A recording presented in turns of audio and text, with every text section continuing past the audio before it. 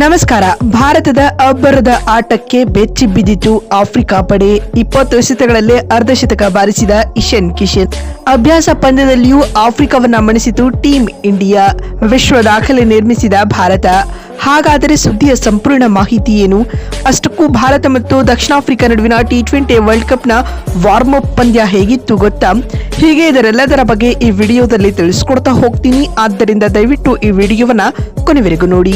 ಆದರೆ ಅದಕ್ಕಿಂತಲೂ ಮುನ್ನ ನಿಮ್ಮ ಪ್ರಕಾರ ಈ ಬಾರಿಯೂ team India T20 world cup ಗೆಲ್ಲುತ್ತಾ ಅಥವಾ ಇಲ್ಲವಾ ಅನ್ನೋದನ್ನ ಕಾಮೆಂಟ್ ಮಾಡುವ ಮೂಲಕ ತಪ್ಪದೆ ತಿಳಿಸಿ. ಹೌದು, ನವಿ ಮುಂಬೈನ DY ಪಾಟೀಲ್ ಸ್ಟೇಡಿಯಂನಲ್ಲಿ ಭಾರತ ಹಾಗೂ ದಕ್ಷಿಣ ಆಫ್ರಿಕಾ ನಡುವೆ T20 ವಿಶ್ವಕಪ್ 2026ರ ಅಭ್ಯಾಸ ಪಂದ್ಯ ನಡೆಯಿತು. ಈ ಪಂದ್ಯದಲ್ಲಿ ಆತಿಥೇಯ ಭಾರತ 30 ರನ್ಗಳ ಅಮೋಘ ಜಯ ಸಾಧಿಸುವ ಮೂಲಕ T20 ವಿಶ್ವಕಪ್ ಆರಂಭಕ್ಕೂ ಮುನ್ನವೇ ಭರ್ಜರಿ ಪ್ರದರ್ಶನವನ್ನ ನೀಡಿದೆ. ಈ ಪಂದ್ಯದಲ್ಲಿ ಮೊದಲು ಬ್ಯಾಟಿಂಗ್ ಮಾಡಿದ ಟೀಂ ಇಂಡಿಯಾ ಬರೋಬ್ಬರಿ 240 ರನ್ ಕಲೆ ಹಾಕಿತ್ತು. ತಂಡದ ಪರ ಬಿರುಸಿನ ಆಟವನ್ನ ಆಡಿದ ಎಲ್ಲಾ ಬ್ಯಾಟ್ಸ್ಮನ್ಗಳು ಸಿಡಿಲಬ್ಬರದ ಬ್ಯಾಟಿಂಗ್ ಪ್ರದರ್ಶನವನ್ನ ಪ್ರದರ್ಶಿಸಿದರು.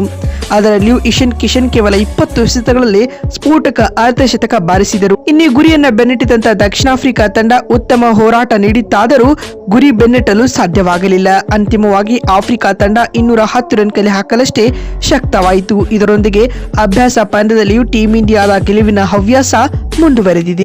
ಇಂದಿನ ಪಂದ್ಯದಲ್ಲಿ ಭಾರತದ ಪರ ಅಭಿಷೇಕ್ ಶರ್ಮಾ ಹಾಗೂ ಇಶಾನ್ ಕಿಶನ್ ಬ್ಯಾಟಿಂಗ್ ಓಪನಿಂಗ್ ಅನ್ನ ಆರಂಭಿಸಿದ್ರು. ಈ ಆರಂಭಿಕ ಜೋಡಿ ಭಾರತಕ್ಕೆ ಉತ್ತಮ ಆರಂಭವನ್ನ ನೀಡಿ ಮೊದಲ 5 ಓವರ್ಗಳಲ್ಲೇ ಮೊತ್ತವನ್ನ 50 ರನ್ಗಳ ಗಡಿ ದಾಟಿಸಿದರು. ಇಶಾನ್ ಕಿಶನ್ ಕೇವಲ 20 ಎಸೆತಗಳಲ್ಲೇ ಅರ್ಧಶತಕ ಬಾರಿಸಿದರು. ಇಶಾನ್ ಕಿಶನ್ ಅವರ ಈ ಇನ್ನಿಂಗ್ಸ್ ನಲ್ಲಿ ಬರೋಬ್ಬರಿ 2 ಬೌಂಡರಿ ಮತ್ತು 7 ಸಿಕ್ಸರ್ಗಳು ಒಳಗೊಂಡಿದ್ದವು. ಅದರಲ್ಲಿಯೂ ಆಂಡ್ರಿಕ್ ನಾಕಿಯಾ ಬೌಲ್ ಮಾಡಿದ 5ನೇ ಓವರ್ನಲ್ಲಿ ಒಂದೇ ಓವರ್ನಲ್ಲಿ 29 ರನ್ ಬಾರಿಸಿ ಮಿಂಚಿದರು. ಅಭಿಷೇಕ್ ಶರ್ಮಾ ಕೂಡ 18 ಎಸೆತಗಳಲ್ಲೇ 3 ಬೌಂಡರಿ ಮತ್ತು 1 ಸಿಕ್ಸರ್ ನೆರವಿನಿಂದ 24 ರನ್ ಬಾರಿಸಿದರು. ಮತ್ತು ಇಂಜುರಿಯಿಂದ ಕಮ್ ಬ್ಯಾಕ್ ಮಾಡಿದ ತಿಲಕ್ ವರ್ಮಾ 19 ಎಸೆತಗಳಲ್ಲೇ 45 ರನ್ಗಳ ಹೊಡಿಬಡಿ ಆಟವನ್ನ ಆಡಿದರು. ಇವರ ಈ ಆಟದಲ್ಲಿ 3 ಸಿಕ್ಸ್ಗಳು ಕೂಡ ಸೇರಿಕೊಂಡಿದ್ದವು. ಇನ್ನು ಕ್ಯಾಪ್ಟನ್ ಸೂರ್ಯಕುಮಾರ್ ಯಾದವ್ 16 ಎಸೆತಗಳಿಂದ 30 ರನ್ ಬಾರಿಸಿ ಔಟ್ ಆದರು ಮತ್ತು ರಿಂಕು ಸಿಂಗ್ 16 ರನ್ಗಳಿಗೆ ವಿಕೆಟ್ ಒಪ್ಪಿಸಿದರು. ಮತ್ತೊಂದು ಕಡೆ ಹಾರ್ದಿಕ್ ಪಾಂಡೆ ಕೇವಲ 10 ಎಸೆತಗಳಿಂದ 30 ರನ್ಗಳ ಕ್ಯಾಮಿಯೋ ಇನ್ನಿಂಗ್ಸ್ ಆಡಿದರೆ ಅಕ್ಷರ್ ಪಟೇಲ್ ಅಜೇಯ 35 ರನ್ ಬಾರಿಸಿದರು. ಸ್ನೇಹಿತರೆ, ಇದರೊಂದಿಗೆ ದಕ್ಷಿಣ ಆಫ್ರಿಕಾ ವಿರುದ್ಧದ ಈ ವಾರ್ಮ್ ಅಪ್ ಪಂದ್ಯದಲ್ಲಿ ಟೀಂ ಇಂಡಿಯಾ 20 ಓವರ್ಗಳಲ್ಲಿ 5 ವಿಕೆಟ್ ನಷ್ಟಕ್ಕೆ 240 ರನ್ ಕಲೆ ಹಾಕಿತ್ತು. 241 ರನ್ಗಳ ಗುರಿಯನ್ನ ಬೆನ್ನಟ್ಟಿದಂತ ಆಫ್ರಿಕಾ ತಂಡ ಉತ್ತಮ ಆರಂಭ ಪಡೆಯಲು ವಿಫಲವಾಯಿತು. ಜಾರ್ಜ್ ಲಿಂಡೆ ರನ್ ಗಳಿಸದೆ ಔಟ್ ಆದರು. ನಾಯಕ ಆಡನ್ ಮಾರ್ಕ್ರಮ್ ಕೂಡ 38 ರನ್ ಬಾರಿಸಿ ನಿವೃತ್ತರಾದರು.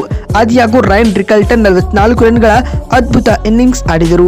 ಟ್ರಿಸ್ಟನ್ ಸ್ಟೆಪ್ಸ್ ಕೂಡ 45 ರನ್ ಬಾರಿಸಿ ಅಜೇಯರಾಗಿ ಉಳಿದರು. ಮಾರ್ಕೋ ಯಾನ್ಸನ್ 31 ರನ್ಗಳ ಕಾಣಿಕೆ ನೀಡಿದರು. ಅಂತಿಮವಾಗಿ ಆಫ್ರಿಕಾ 20 ಓವರ್ಗಳಲ್ಲಿ 7 ವಿಕೆಟ್ ಕಳೆದುಕೊಂಡು 210 ರನ್ಗಳನ್ನ ಗಳಿಸಲಷ್ಟೇ ಶಕ್ತವಾಯಿತು.